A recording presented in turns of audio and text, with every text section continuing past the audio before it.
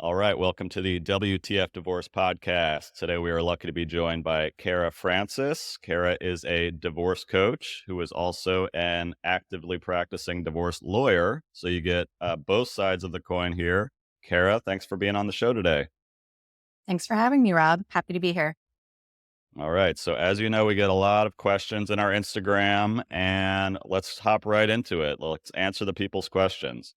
So the first question that we have: my husband asked for a divorce, moved out, and is now asking if I want a divorce. What do I do with that? Let me flip it back to this person. Regardless of what your husband wants, what do you want? And it's like Q scene from The Notebook where he just constantly asks her, "What do you want?" Um, but all jokes aside, do you want to try to reconcile? Do you want to continue the separation for a while? Or do you want to move forward with divorce? So even if your spouse initiated the process, that doesn't mean you can't move it forward if that's what you truly want. It takes two people to get married, but it only takes one person to end the marriage. So if you're not sure what you want, here are some questions that you can reflect on to maybe gain some clarity. Are you sad? If so, are you sad because you are heartbroken and you miss your spouse and you want to be with your spouse? Or are you sad because you just generally miss companionship and are grieving the end of a relationship? There is a difference there. Um, what have you enjoyed about the separation? What have you not enjoyed about the separation? What have you been learning as a result of the separation? And last but not least, if you were to reconcile, what's your plan? What would need to change so that you can both be happy? You're in this place where you are now for a reason, I presume. Um, and how realistic is it that those changes will occur? And what's kind of your timeline for how long you're willing to wait for them to occur? Just getting curious here so that you can gain further clarity.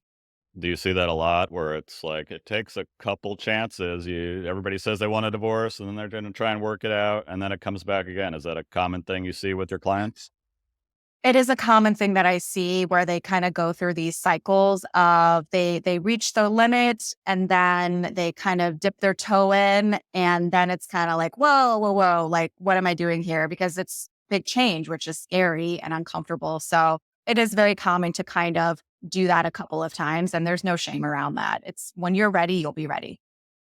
And I like how you said you're going to be sad, and it's such an uncomfortable thing, even if it's like this must happen. So really digging into differentiating, like, am I sad because this is really sad, or am I sad because I really do want to continue this with this person? Exactly. What do you, along those lines, we also get this question a lot. Like, I told my wife or my husband that I want a divorce. They're not having it. And a lot of times there is one person that wants it, the other person does it. Can you elaborate on, like, what you do in a situation like that? Yeah, it's kind of taking a step back and if this is something that you truly want and there's resistance from the other side, asking yourself, what kind of divorce do I want, first and foremost? Do I just want to power through no matter what my spouse is feeling and just deal with those negative repercussions later? Or do I want to take my time and allow my spouse to kind of get used to the idea and then kind of slowly move forward?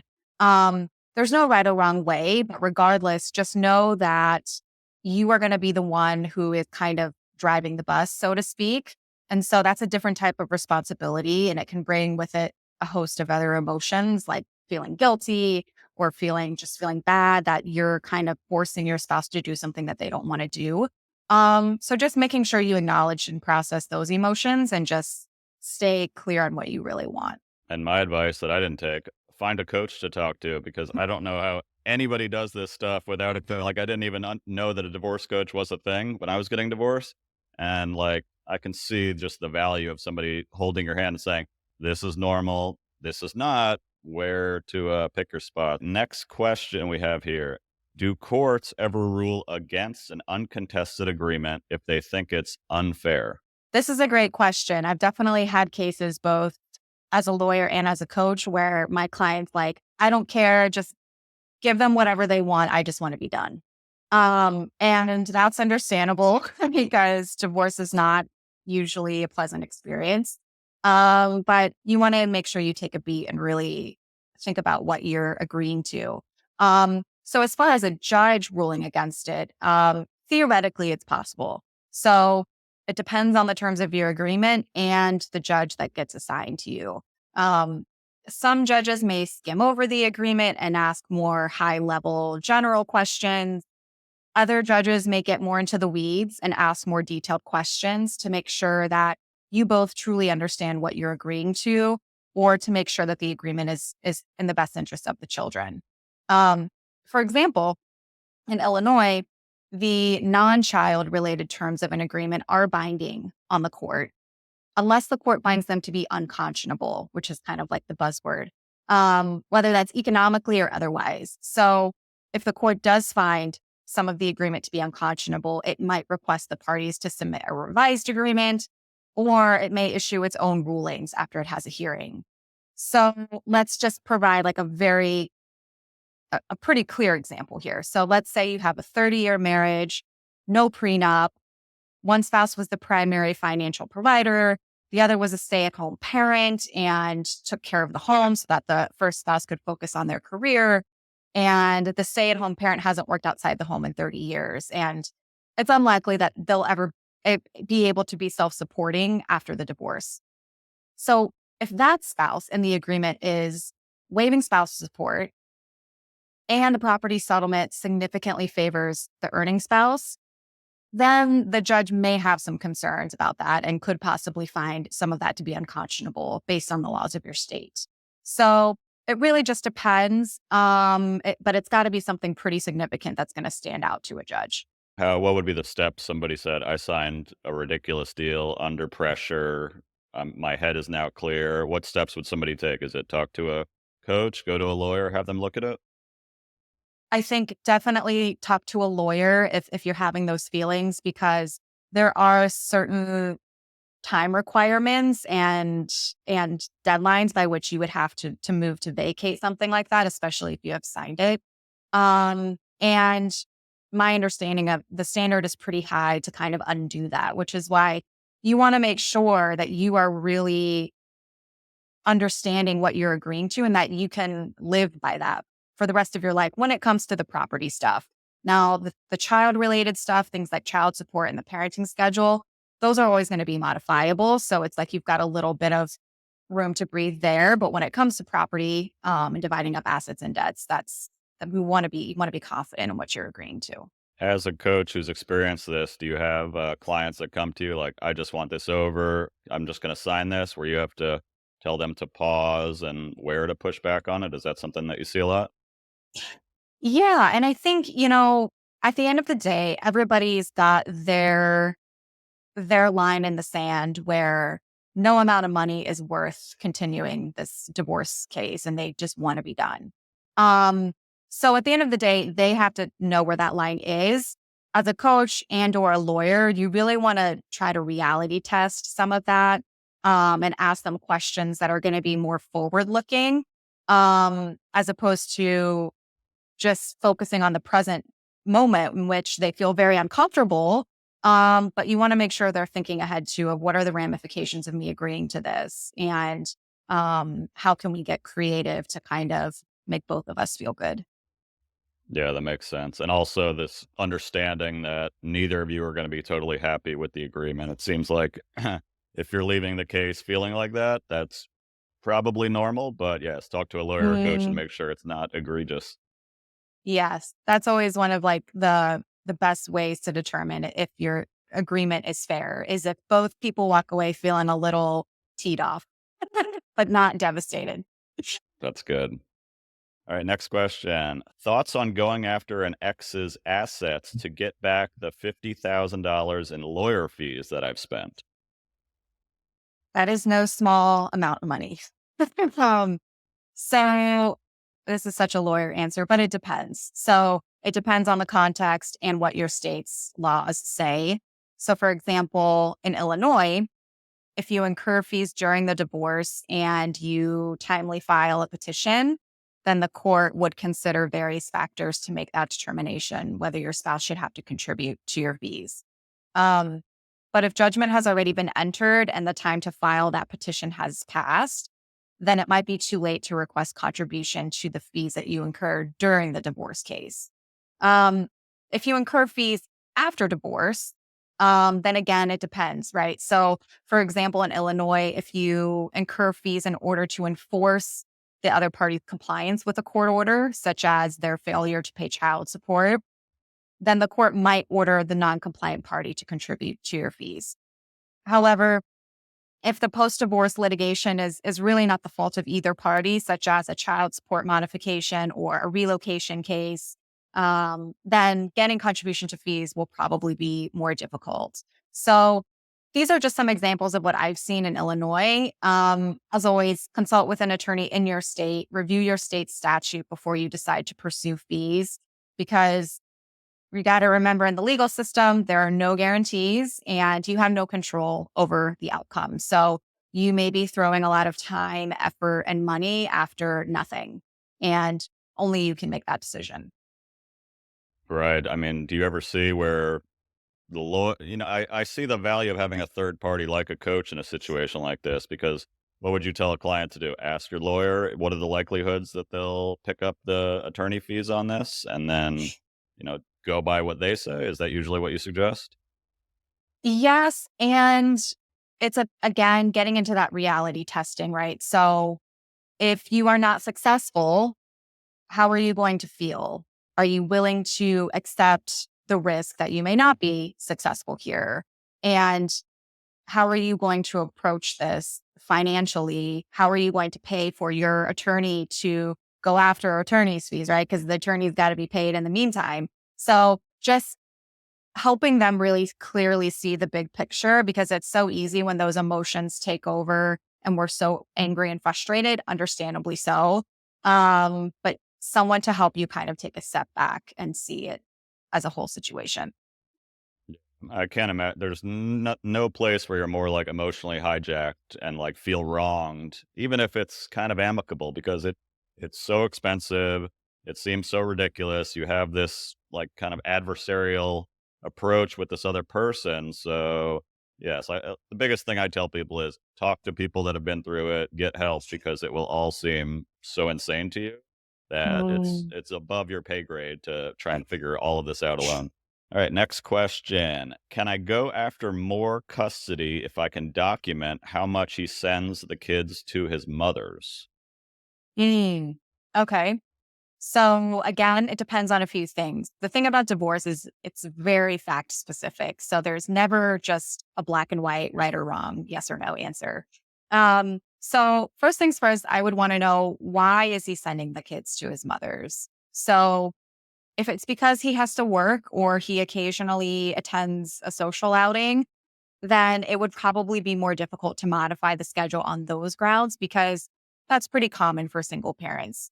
Um, However, if he has no work, no other obligations, he's just sending the kids to his mom so he can do whatever he wants, and he rarely or never exercises his parenting time, then that's a different story. So, first things first, review your agreement. That's always the starting place, or review the judgment that the court entered for the parenting schedule. Um, what does it say about when and how to modify the agreement, such as an annual review or attending mediation, things of that nature?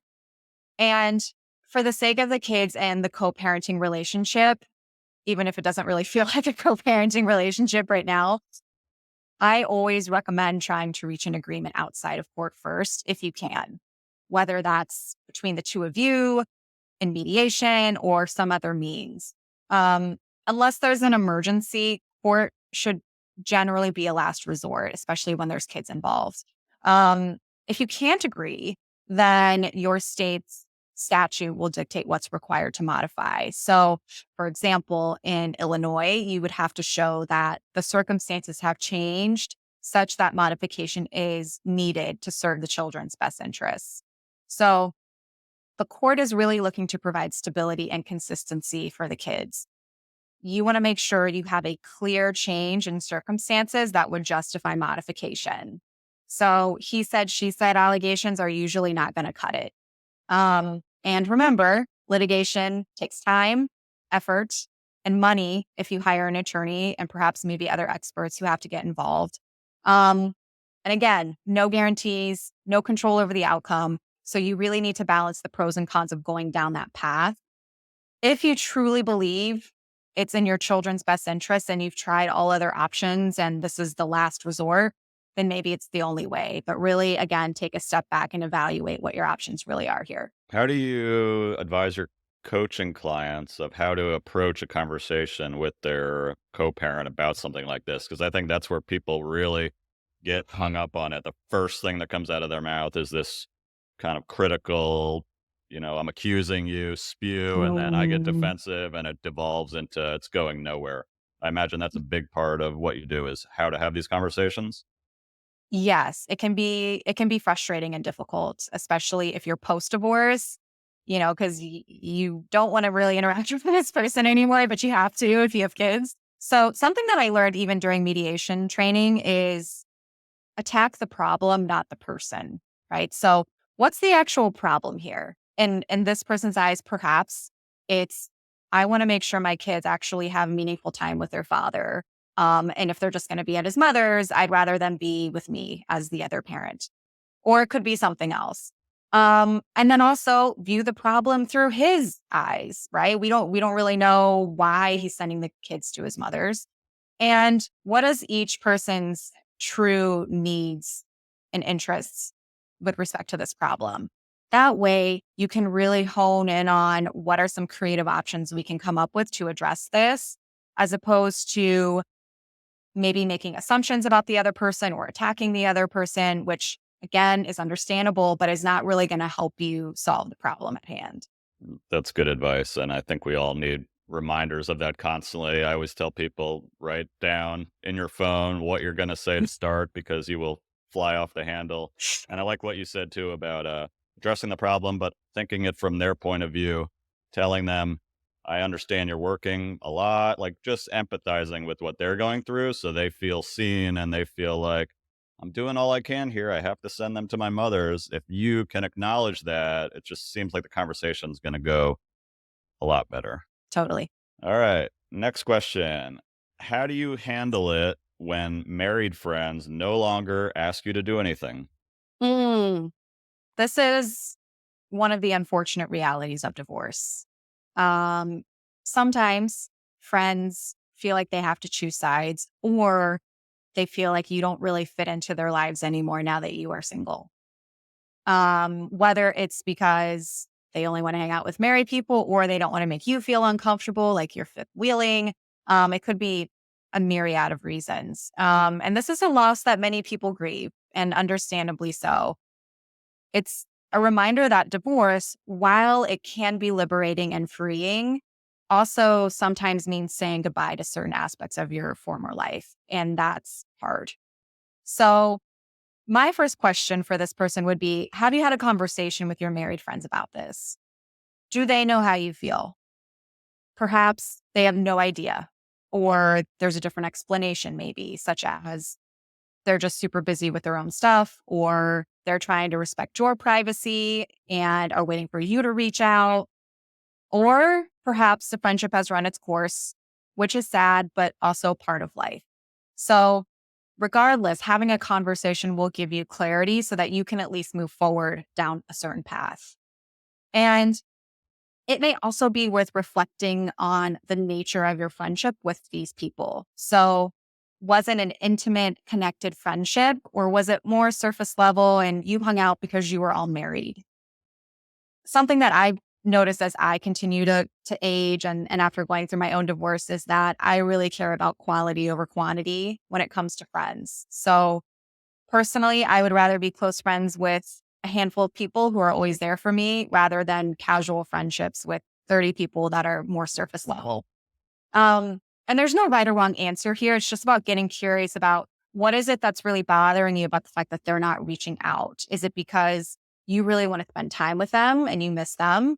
Or is it because maybe you feel rejected or again grieving the loss of that former lifestyle? That's such a good answer. And this is a part that I struggled with. I imagine everybody does is when you get divorced, you kind of expect people to come to you and say, "Oh, let's go grab a beer. How are you doing?"